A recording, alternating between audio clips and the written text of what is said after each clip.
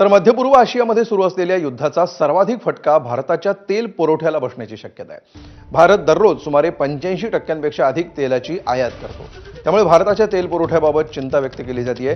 हॉर्मुझची सामुद्रधुनी इराणनं बंद केल्याची माहिती समोर आली आहे। जगातील 20% तेलाचा व्यापार हॉर्मुझच्या सामुद्रधुनीतून होतोय। दुसरीकडे सौदी अरेबिया आणि कतारनं त्यांच्या देशातील ऑइल रिफायनरी बंद केली आहे। इराणच्या हल्ल्यामध्ये रिफायनरीचं नुकसान होण्याच्या भीतीतून त्यांनी हा निर्णय घेतलाय। सौदीतल्या अरामको रिफायनरीच्या काही भागांना कालच ड्रोन हल्ल्यामुळे आग लागली होती। त्यानंतर हा निर्णय घेण्यात आलाय। यातच इराणनं सौदीच्या सर्वात मोठ्या रास तनुरा तेल रिफायनरीवर ड्रोन हल्ला केला होता। आता तिथल्या नुकसानीचे सॅटेलाइट फोटो जारी करण्यात आले। कारखान्याचं फारसं नुकसान झालं नाही असा कंपनीचा दावा होता। मात्र उपग्रहानं घेतलेल्या फोटोमध्ये नुकसान झाल्याचं दिसतंय। हल्ल्यानंतर हा कारखाना तूर्त बंद ठेवण्यात आलाय।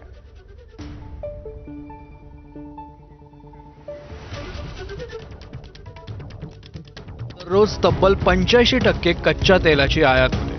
Russia, Iraq, Saudi Arabia, UAE, America हे भारताचे प्रमुख तेल पुरवठादार आहेत। तेल खरेदीसाठी भारताकडून अमेरिकन डॉलरचा सर्वाधिक उपयोग होतो। तेलाचे दर वाढल्यास भारताच्या अर्थव्यवस्थेवर थेट परिणाम होणार आहे। हे दर $1 वाढले तरी सुमारे 15,000 कोटी अतिरिक्त खर्च येईल। कच्च्या तेलाच्या आयातीतील अर्ध्याहून अधिक हिस्सा पश्चिम आशियातून येतो।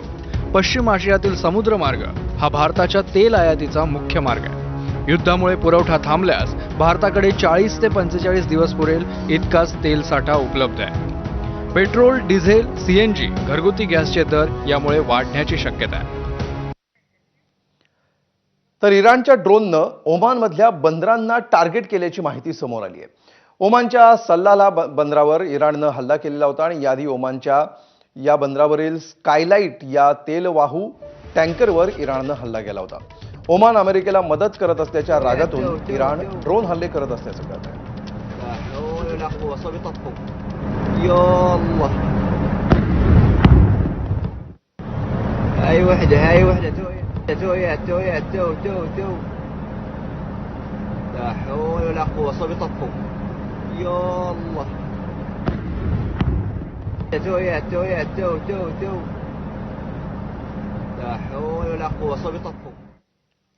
तर ओमानच्या आखातामध्ये तैनात असलेली इराणची 11 जहाजं बुडवण्यात आली आहेत।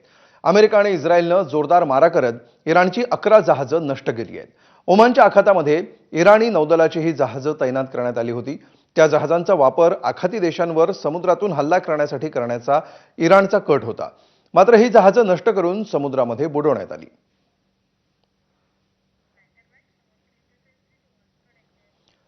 दुसरीकडे इस्रायलनं इराणवरील हल्ले आणखी तीव्र केलेत। इराणच्या सर्व शहरांवर इस्रायलकडून ड्रोन आणि क्षेपणास्त्रांचा मारा केला जातोय।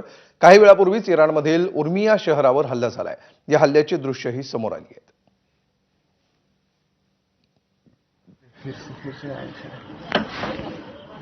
एयरक्राफ्ट क्या था? एयरक्राफ्ट क्या?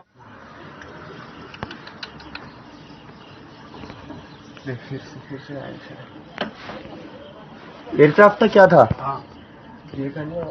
एयरक्राफ्ट क्या?